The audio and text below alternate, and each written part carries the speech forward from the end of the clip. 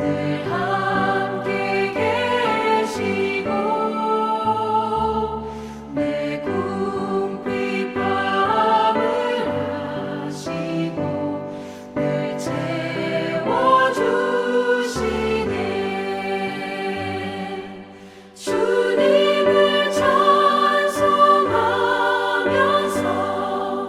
할렐루야 할렐루야. 내 앞길 멀고 험해도 나 주님만 따라가리. 내 주와 맺은 언약은 영불변하시니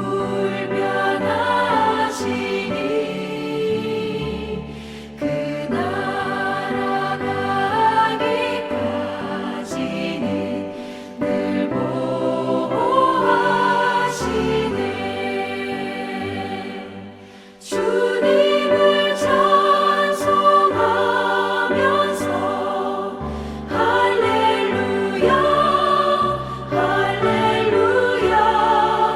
내 앞길 멀고 험해도 나 주님만 따라가리.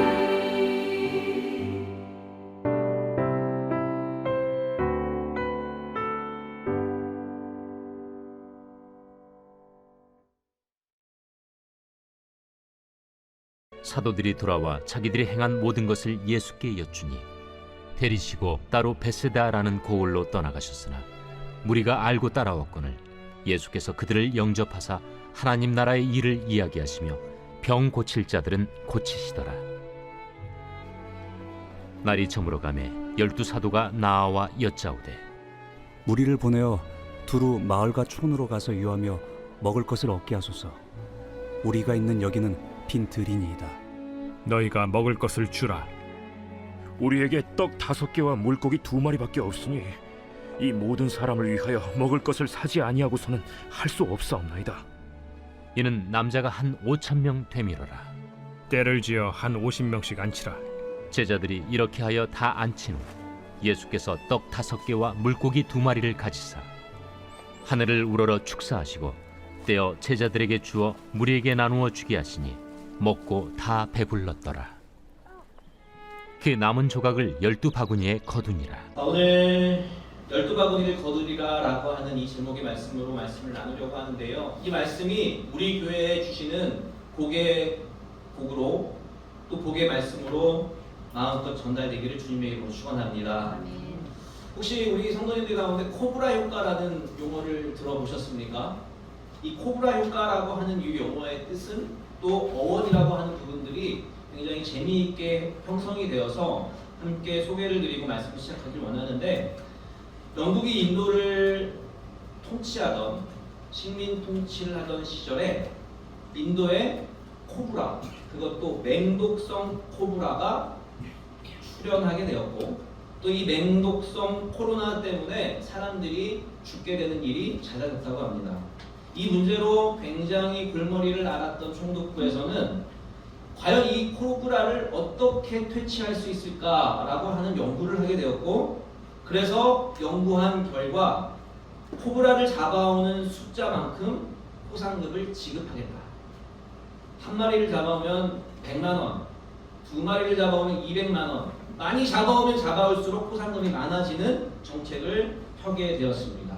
그 결과 총독부의 의도대로 사람들은 코브라를 잡아오기 시작하였고, 그리고 코브라는 줄어들기 시작했습니다. 그런데 얼마 지나지 않아서 그 줄어들었던 코브라가 다시 늘어났다는 소문이 돌기 시작했어요. 그래서 그 늘기 시작한 이유를 조사를 해봤더니 대부분의 사람들이 자신이 집에서 코로나를 키우고 있는 거예요. 우리를 만들어서 코브라를 키워서 그 키운 코브라를 갖다 주고 포상금을 받았던 겁니다. 정작 남아있는 그 코브라들은 그쪽에 그대로 있는 거고, 그리고 잡아서 우리 안에 가두었던 이 코브라들이 더 증식을 하게 된 거죠. 그래서 이 방법을 통해서 코브라들을 총독부에 가져다가 포상금을 타는 이 제도가 악용되었다라는 것들이 밝혀졌어요. 결국에는 코브라를 다 전멸하고 박멸하려고 사용했던 포상금 정책이 현실에서 사람들의 돈벌이 수단으로 이용되었던 이 내용을 가지고 코브라 효과라고 이야기를 합니다.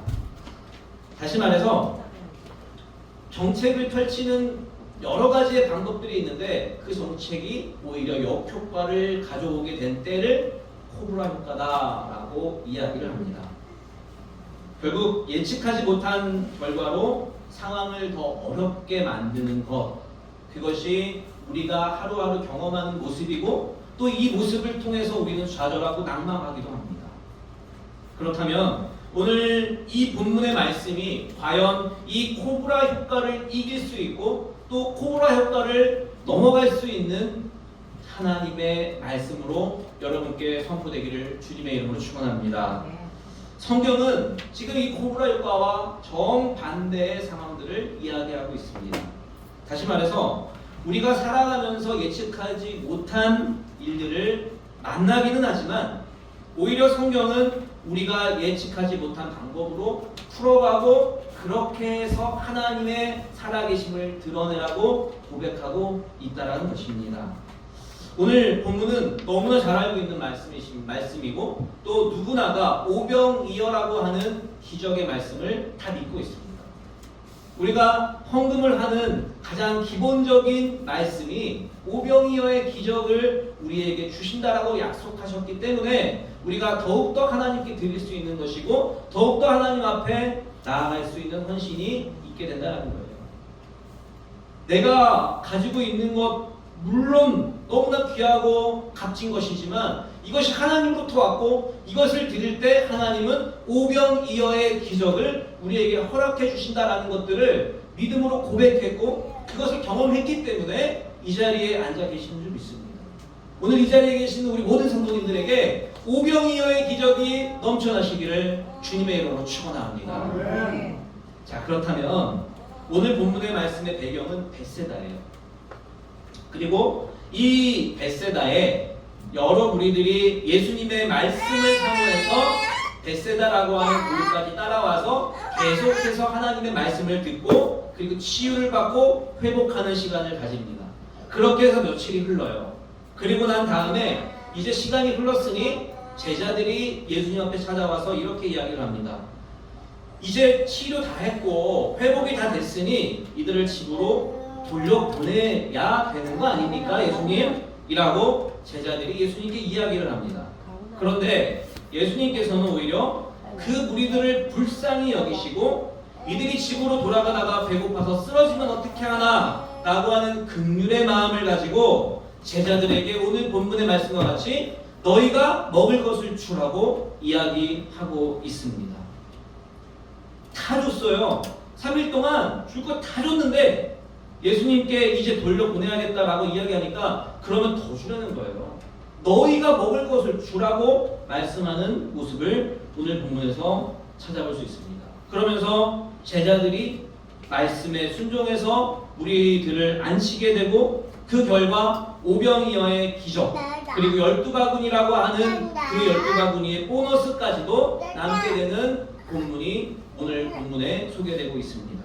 자, 그렇다면 과연 성경에 나오는 이 오병이어의 기적을 우리의 삶 가운데 어떻게 경험할 수 있을까? 오병이어의 기적이 다른 사람의 주인공이 아니라 내가 주인공으로서 이 오병이어를 어떻게 경험할 수 있는지 오늘 본문 말씀을 통해서 함께 살펴보기를 원하는데요. 첫 번째로 이 오병이어의 기적을 체험하고 경험하기를 원한다면 긍휼의 삶을 살아가야 한다는 것입니다. 오늘 12절, 13절 말씀에 보니까 이렇게 말씀하고 있어요. 날이 저물어가며 12사도가 나와 여짜오되 무리를 보내어 두루 마을과 촌으로 가서 유하며 먹을 것을 얻게 하소서 우리가 있는 여기는 빈들이니이다. 예수께서 이르시되 너희가 먹을 것을 주라 하시니 라고 말씀해 주고 있습니다. 예수님 앞에 많은 사람들이 찾아왔습니다. 그리고 하나님 나라의 복음을 듣고 회복하고 정말 담대함으로 용기를 얻고 있는 이 백성들에게 이제 12사도가 무엇을 하고 있었을까? 사역을 다 했어요. 예배 다 드렸어요. 찬양 다 드리고 저녁 예배까지 다 드리고 은혜 충만한 상황 가운데 사람들이 안 가요. 그리고 난 다음에 이제 목사님, 전도사님이 이제 가라고 이야기해야 되지 않을까요? 라고 하는 그런 장면과 흡사합니다. 분명 제자들은 각자 한 사람당 500명이 넘는 사람들에게 말씀을 전하기 위해서, 말씀을 듣게 하기 위해서 줄을 세우고 또 복음 사역을 헌신적으로 감당했을 것입니다. 그런데 요도 12절 말씀만 보니까 이런 영적인 사역의 모습을 뒤로한 채 그들의 배고픔은 그들 스스로 알아서 해야 된다라고 말하고 있다라는 거예요. 몇 날 며칠을 이 사람들 부응하게끔 또 이 사람들이 하나님의 은혜를 받게끔 최선을 다해서 사역을 했습니다. 그런데 시간이 지나고 나서 그 사역을 뒤로한 채 이제 은혜를 받았으니 이제 니네가 알아서 해 라고 하는 모습과 똑같다라고 하는 모습으로 해석해 볼 수 있습니다. 오늘 본문에서 제자들이 예수님 앞에 와서 이렇게 말합니다. 우리를 보내어 먹을 것을 얻게 하소서. 여기가 빈들입니다. 빈들은요 아무것도 없어요. 지금은 편의점이라도 있고 그리고 군데 음식점이 많지만 그 당시에는 빈들에 아무것도 없는, 얻을 것이 하나도 없는 것이 빈들의 모습이다라는 겁니다. 특별히 돈이라도 있는 사람들이었다면 이 돈을 가지고 어디 먼 곳에 가서 먹을 것을 얻어올 수도 있었겠지만 그러한 상황들이 전무한 채로 그것이 처음이었고 제자들도 그것이 처음이었기 때문에 우리를 보내어 먹을 것을 얻는다라고 해도 쉬운 일이 아니었다라는 것입니다. 그럼에도 제자들이 그 무리들을 돌려 보내야겠다라고 하는 것들은 이 일에 나는 아무런 책임이 없다. 나랑 그 사람이랑 아무 상관이 없다. 은혜 받았으면 됐지. 나는 이 일에 책임질 형편이 아니다. 나도 힘들다. 내가 책임질 형편이 아니다 라고 생각했던 모습과 흡사하다는 것입니다. 결국 이 제자들은 이제 우리 할 일 다 했으니까 다음은 다 너네 것이야. 다른 사람들의 상처와 고민들에 대해서 그 사람이 가지고 있는 상처, 내가 얼마나 지금 가지고 있는 동안 3일, 4일 동안 얼마나 많은 것들을 축복해줬는데 이제 내가 상관할 바가 아니라 네 몫이니까 네가 알아서 해 라고 하는 모습과 흡사함을 해석해 볼 수 있습니다. 그런데 예수님께서는 이러한 상황 가운데 13절을 통해서 이렇게 말씀하고 있습니다. 예수께서 이르시되 너희가 먹을 것을 주어라 하시니, 예수님께서는 제자들에게 그런 상황임에도 불구하고 너희가 먹을 것을 주어라 라고 다시 한번 강력하게 말씀하고 있습니다. 사랑하는 우리 성도 여러분, 오늘 예수님께서 여러분 개개인에게 이렇게 말씀하십니다. 내 삶에 그리고 우리의 삶 가운데 너희가 먹을 것을 주어라. 너희가 치료해라. 너희가 먼저 나아가라. 여러분의 가정과 교회와 모든 직장 간에 있는 여러 문제들 가운데 다른 사람이 아니라 너희가 먼저 해라 라고 말씀해 주시는 그 음성에 집중하시기를 주님의 이름으로 축원합니다. 여러분 주변에 그리고 옆에 있는 분들 한번 바라보시면요, 겉은 멀쩡하지만 그 속은 문드러집니다. 제가 오전 1부 예배 때도 그런 말씀을 드렸지만 제가 병원에서 일하기 때문에 의사에 대한 환상이 있었어요.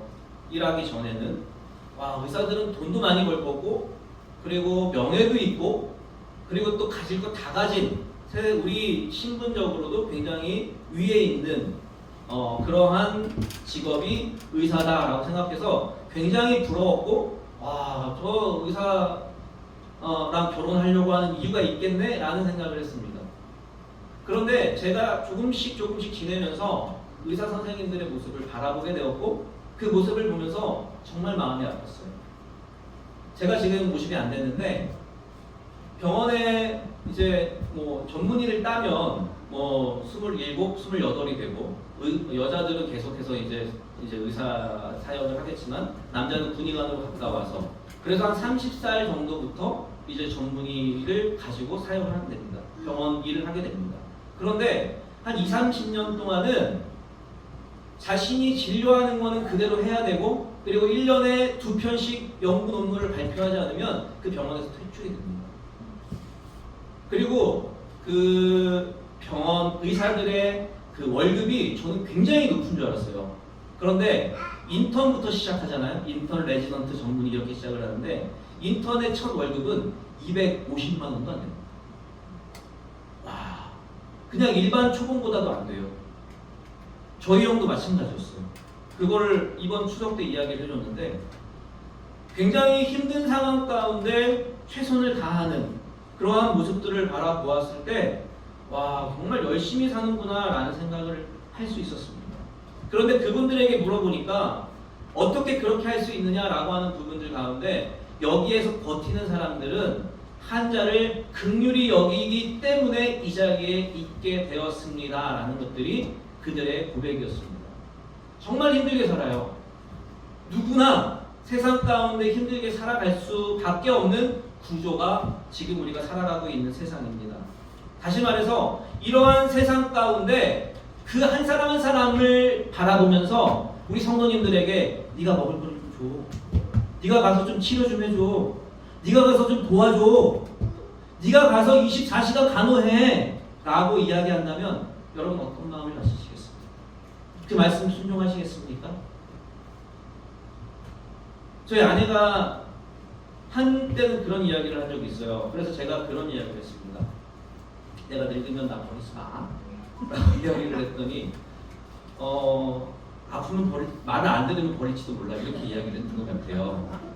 그래서 아니 잘 들을게 라고 이야기를 했는데 가족들도요 긍휼히 여기는 마음을 가지고 있지만 계속해서 바라보는 수 있는 그 마음이 쉽지 않습니다. 하물며 제자들도 목사들인데 하나님의 말씀을 전하는 사람임에도 불구하고 이들을 끝까지 바라보지 못했던 모습이 있었습니다.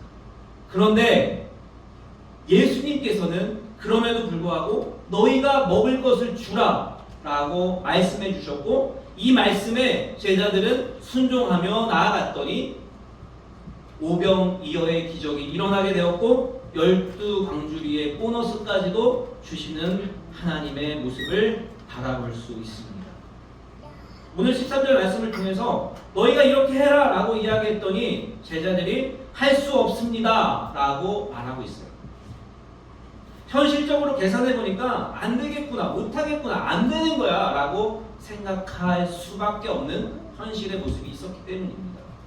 마찬가지로 제가 여러분에게 이러한 저러한 상황이 있는데 이걸 감당해 주십시오 라고 이야기한다면 여러분 100%의 말씀으로 순종할 수 있겠습니까? 오늘 본문의 말씀에서도 제자들은 할 수 없습니다 라고 대답하고 있습니다. 내 코가 석자인데 내가 무슨 능력이 있다고 나는 할 수 없습니다 라고 말하고 있는 모습과 흡사합니다. 사랑하는 우리 성도 여러분, 현실적으로 그리고 상황적으로는 불가능할 수밖에 없습니다. 그러나 예수님께서 이르시되 Jesus said 하나님께서 함께해 주심으로 예수님께서 말씀하신 그 말씀에는 엄청난 능력이 있음을 믿으시고 불가능을 가능케 하시는 하나님의 은혜가 여러분 가운데 함께 하시기를 주님의 이름으로 축원합니다. 오병이어의 기적은요 제자들이 그럴 수 없음에도 불구하고 순종하며 나아갔더니 그 순종을 통해서 하나님께서 역사하셨다라고 하는 가장 기본적이고 가장 가치 있는 기적이 이 안에 포함되어 있다는 것입니다. 그리고 두 번째로 순종의 삶을 살아야 한다고 오늘 본문에서 이야기하고 있습니다. 오늘 14절 말씀해 보니까 이는 남자가 한 5,000명 되밀어라 제자들에게 이르시되 때를 지어 한 50명씩 안치라 하시니 라고 말씀하고 있습니다. 이 당시에 한 5,000명이면요 곱하기 4예요. 2만 명이에요. 2만 명을 12명이 앉히려고 하면 그렇게 쉬운 일은 아닙니다. 제가 초등학교 때 제일 많이 해본 그 직책이 뭔지 아십니까? 1번 반장, 2번 부반장, 3번 분단장. 분단장입니다. 네, 저는 맨날 분단장이에요. 한 번 부반장이 돼서 너무나 기뻤는데 분단장이 하는 역할은 줄을 세우는 거예요. 그 분단을 잘 정리하고 그렇게 해서 반장과 부반장을 도와서 잘 학급을 이끌어가는 게 분단장의 모습입니다. 마찬가지로 줄을 세운다라고 하는 것들이 정말 쉬운 일이 아니에요. 그런데 아무것도 가진 것 없이 이 2만 명이라고 하는 인원을 12명이서 줄을 세우는 모습이 오늘 본문에 소개가 되고 있다라고 하는 것입니다. 여러분, 지금 이 본문에 나오는 이 무리들은 1부터 10까지 세는 것도 굉장히 힘들어야 했던 그러한 무리들이에요. 손에 먹을 거라도 있었으면 여기 앉으세요. 내가 먹을 거 줄 테니까 라고 할 수 있었습니다. 아무것도 가진 거 없지만 오직 예수 그리스도의 이름에 또 예수님께서 말씀하신 그 말씀에 순종함으로 나아가는 그 모습을 오늘 바라볼 수 있었습니다. 저희 어머니가 억지를 피세요. 저희 아내도 잘 알고 있지만 이게 물인데 이게 간장이라고 우기면 저희 집에서는 간장이 됩니다. 네, 많은 어머니들이 그러시겠죠. 그것이 또 어머니들의 프라이드예요. 내가 어디서 누리겠습니까? 그 부업에서만큼은 내가 최고인데 그것을 인정해달라고 이야기하는 모습이 어머니들의 모습입니다. 그래서 이게 간장이 아닌 줄 알면서도 간장이라고 빡빡 우겨서 이것에 순종해 주려고 주는 그 자식을 너무나 좋아합니다. 이번에 저희 추석 때 저희 큰 형수님이 이제 LA 갈비를 양념을 이제 하는데 옆에서 어머니가 이렇게 하라고 이야기를 하셨어요. 근데 말도 안 되는 말로 그 사이다인가요? 사이다를 이렇게 다 붓고서 진행을 이렇게 꽉 차게 해놓고서 양념을 해야 되는데 사이다를 다 붓고 그 다음에 물을 붓고 평소에 하지 않았던 그러한 디렉션을 어머니께서 주셨는데 와, 저희 형수님은 이제 단련이 되셨는지 그냥 붓고 그냥 그대로 하더라고요. 말도 안 되는 상황이지만 그랬는데 결국에는 저희 어머니가 용돈을 주시더라고요. 감사한 거예요. 자신의 영역을 지켜주기를 바라는, 이게 아닐지라도 내 말에 순종하면 반드시 그 말에 하나님이 응답해 주실 줄 믿습니다. 순종이란 건 그런 것 같아요. 지금까지의 사역들을 바라보았을 때 순종과 불순종으로 나뉘게 되는데 순종을 할 때 하나님께서는 정말 무한한 복으로 함께 해주셔요. 그런데 불순종할 경우에 정말 많은 고난과 또 어려움을 경험케 하시는 저만의 모습을 바라볼 수 있었습니다. 다시 말해서 제자들은 이렇게 반응했을 거예요. 그 한 사람 한 사람을 앉히면서 있어요. 있으니까 줄 서시고 앉으세요. 지금은 없지만 곧 생기니까 내 말을 믿고 기다리세요. 하나님께서 말씀하셨잖아요. 은혜 받았잖아요. 하나님께서 축복 주신다고 하셨잖아요. 믿으세요. 앉으세요. 라고 고백하며 한 사람 한 사람을 순종함으로 줄을 세웠을 거라고 생각합니다. 저는요, 평생의 목회를 한마디로 요약할 수 있습니다. 앞으로도 이 목회의 목표는 변하지 않을 것입니다. 지금은 없지만 하나님 말씀에 순종하면 곧 생긴다라고 하는 그 믿음을 저에게 허락해 주셨습니다. 다른 세상의 사람들은 지금은 없지만 하나님이 곧 주신다고 말씀하셨어 라고 이야기하면 비웃습니다. 그러나 다시 한번 이 자리에서 담임 목사로 선포합니다. 지금은 없지만 하나님께서 허락하시면 무엇이든지 열리고 그리고 무엇이든지 허락해 주시는 하나님임을 믿음으로 고백하시기를 주님의 이름으로 축원합니다. 오늘 제가 1부 때 느헤미야 설교를 했습니다. 성벽을 재건하는 중에 수많은 박해를 받게 되고 방해 공작에 대처하는 느헤미야의 모습을 말씀을 통해서 함께 살펴볼 수 있었는데요. 성전을 이제 재건하려고 해요.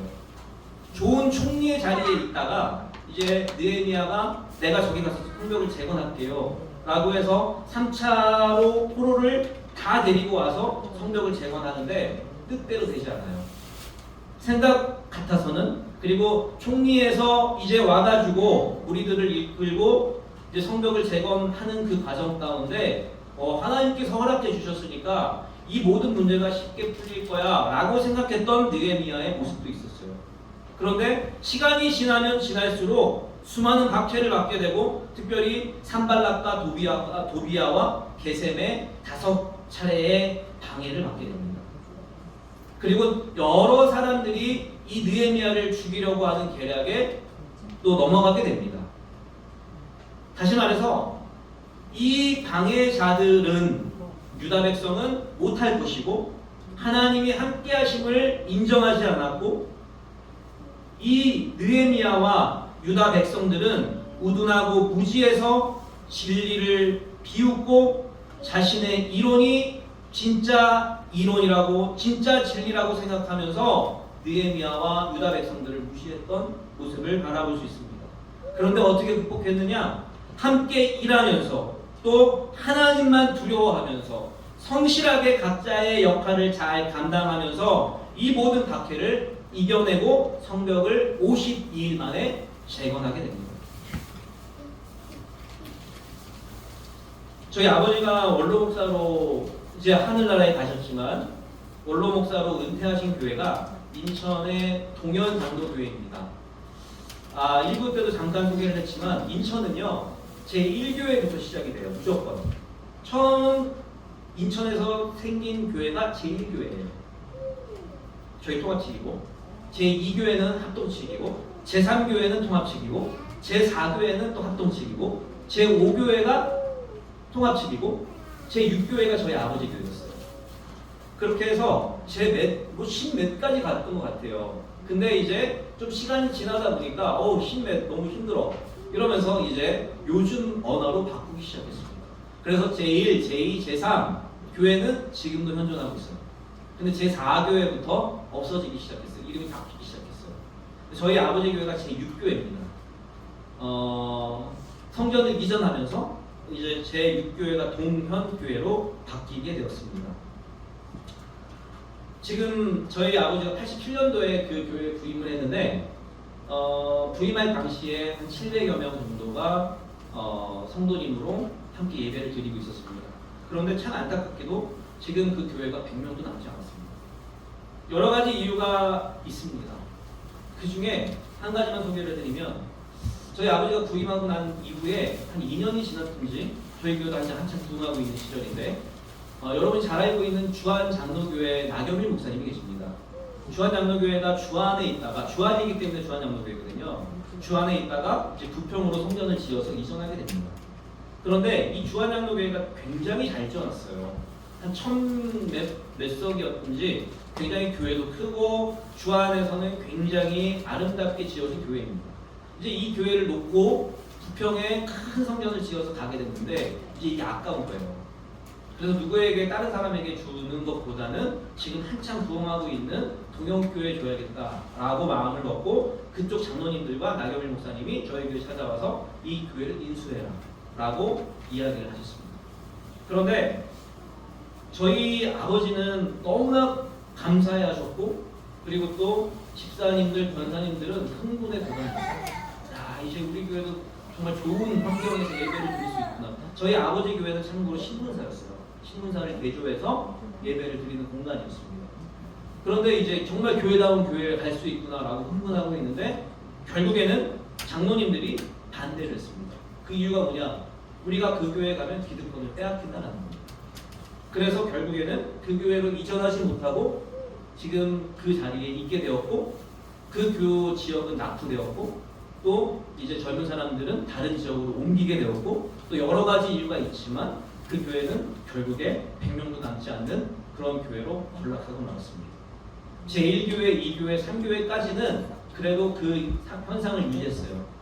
근데 4교회부터는 그러지 못했어요. 자신의 전통을 주장하고 자신의 전통만을 자랑하고 내가 6교회인데 우리 교회가 4교회인데 라고 자랑하기만 했지 실질적으로 그 문화에 편승하지 못했던 그 교회의 모습들을 바라보았을 때 예전에 오래됐던 교회들은 지금 인천에서 100명도 안 되는 교회로 남아있고 이제 90년대에 개척했던 교회들이 지금 1000명, 2000명 넘어가는 교회들이 허다합니다. 지금도 마찬가지입니다. 우리가 살아가고 있는 지금 이 시대에 코로나 이후에 교회가 안 된다? 천만의 말씀. 성령이 충만한 교회는 반드시 부흥하고 다. 요즘 교회들이 굉장히 드라이해요. 자신의 것만 지키고 남의 것은 이해하지 않고 그리고 하나님의 사역임에도 불구하고 자신들을 드러내는 사역이기 때문에 교회는 계속해서 하락해 가고 있다는 거예요. 제가 단언컨대 10교회 중에 7교회는 그런 교회입니다. 제가 부천으로 가려고 계획하고 그리고 기도하는 가운데 있어요. 제가 여러 가지의 상황들을 2주 동안 경험을 하면서 정말 하고 싶은 이야기도 많고 그리고 할 이야기도 너무나 많은데요. 참고 있습니다. 그 중에 하나가 뭐냐면 요즘 젊은 목사들 그리고 또 많은 무인 목사들이 이제는 개척교회를 하지 않으려고 해요. 저희 교회에 이제 옮기려고 이전을 하려고 교회를 내놨더니 사람들이 정말 많이 왔어요. 장신대 게시판에 올렸더니 조회수가 제일 많은 게 3,000 정도가 3,000명 정도가 보는데 저희는 3,000명이 넘어섰어요. 그럴 정도로 굉장히 이슈가 됐던 교회이고 제가 한다라고 하는 것도 알고 있었기 때문에 사람들이 더 관심을 가졌던 것 같습니다. 어쨌든 저희 교회가 이제 내년 1월이면 여기에 계약이 끝나게 됩니다. 저는 담임 목사로서 준비하지 않을 수가 없어요. 누구보다도 답답한 사람이 접니다.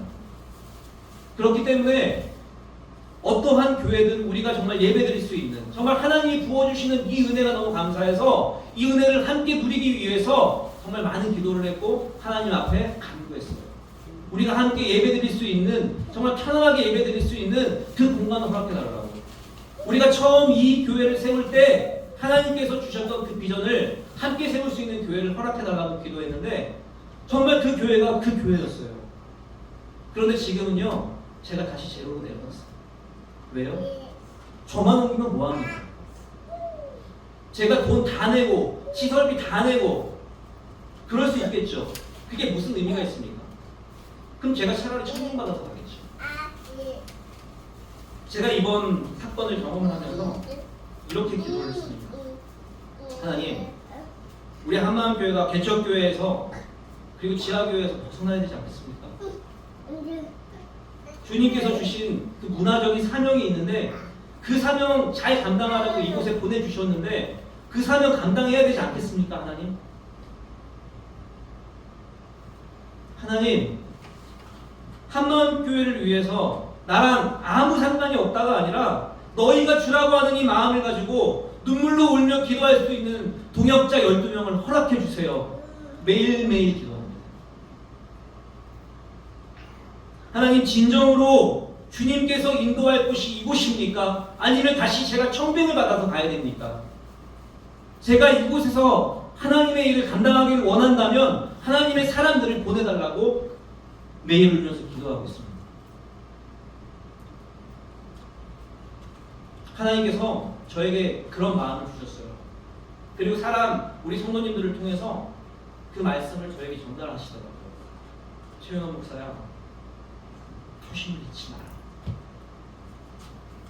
십자가 붙잡고 그 초심 가지고 나아가면 그리고 성도들의 아픔을 함께 누리면 내가 너한테 허락합니다. 여러분, 제가 진심으로 묻습니다. 여러분 이 자리에서 예배 드릴 때 그리고 예수님을 섬긴다라고 이야기할 때 내 옆에 있는 그 한 사람의 아픔을 인지하십니까? 우리 담임 목사가 얼마나 아플까? 우리 부목사님이 얼마나 아플까? 내 옆에 있는 이 권사님, 집사님이 얼마나 아플까 기도하십니까? 그렇게 기도할 때 그것이 복으로 우리와 함께 할 줄 믿습니다. 오늘 본문의 말씀도 마찬가지예요. 오늘 본문 말씀을 저는 정말 1000번 이상을 읽었던 것 같아요. 근데 오늘 읽을 때 또 달라요. 제가 이 한마음교회 오면서 원효 목사님 여기 계시지만 제가 여기 올 상황이 아니에요. 온다고 했던 사람이 취소가 됐고 그리고 이제 원 목사님이 저한테 전화를 하셨고 너 아니면 올 수 있는 사람이 없다라고 이야기하셨고 저는 송도의 경인제일교회라고 하는 교회 한번 찾아보시면 알 텐데요. 거기 후임자로 내정되어 있습니다. 지금도 유효합니다. 오로지 하나님께서 한마디 하셨어요. 지금 기존에 있는 교회들도 건강하지만 네가 이 교회를 다시 세울 때 다시 한국 교회는 변화될 것이다. 그게 저에게 주신 말씀이었어요. 기초교회 힘들지만 여기에서 되면 다른 사람들도 희망을 얻고 동기를 얻고 한국교회가 다시 부흥할 것이다. 할렐루야. 여러분 주변에 기초교회 하시는 분들 굉장히 많습니다. 50여 명을 제가 다 만나지 못했지만요, 그 50여 명의 목회자들이 한 가지가 한마디로 이야기하는 게 있어요. 너무 힘듭니다. 저를 찾아온 목회자들 중에 이 교회를 통해서 자기를 드러내려고 하는, 그리고 신분을 유지하려고 하는 사람들이 80% 이상이었어요. 돈은 있는데 내가 목사로 신분을 유지하기 위해서. 다른 거 다 필요 없어요. 그냥 교회 이름만 있으면 교단에서 지원 받으니까 그냥 들어오고 싶어요. 여러 가지 이유가 있더라고요. 저는 이 자리에 그 마음을 가지고 섰습니다. 지금은 없지만 곧 생긴다라는 믿음을 가지고 처음부터 지금까지 달려가고 있습니다. 저희 교회뿐만이 아니라요, 여러분의 가정과 생업이 지금은 편안할지 모르지만 또 언젠가 하나님께서 또 언젠가 다른 이유로, 여러 이유로 힘들어지는 상황을 경험하게 될지도 모릅니다. 그때를 위해서 우리는 하나님의 말씀을 순종하며 나아가야 되는 것이에요. 그것을 이길 수 있는 힘은 하나님밖에 없고 하나님께서 그것을 이길 수 있는 지혜와 돕는 자를 우리에게 허락해 주신다는 것입니다.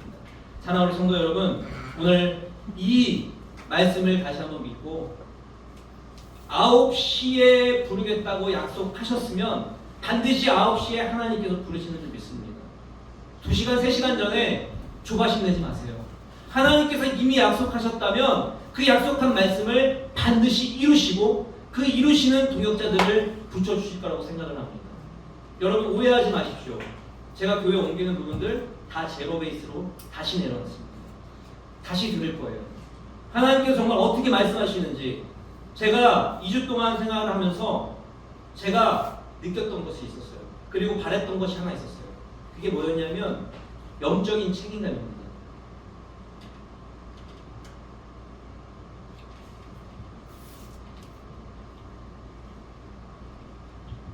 여러 상황 가운데 교회뿐만이 아니라 가정에서도 그 영적인 책임감을 우리에게 요구하고 계시는 줄 믿습니다.